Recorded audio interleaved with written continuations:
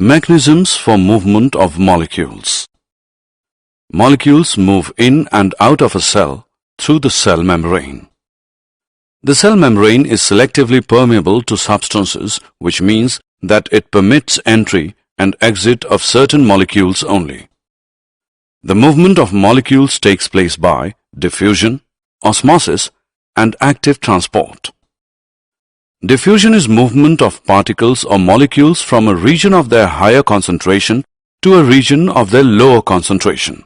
For example, during respiration, oxygen-laden air in lungs, being at a higher concentration, moves into blood capillaries having lower concentration of oxygen in them.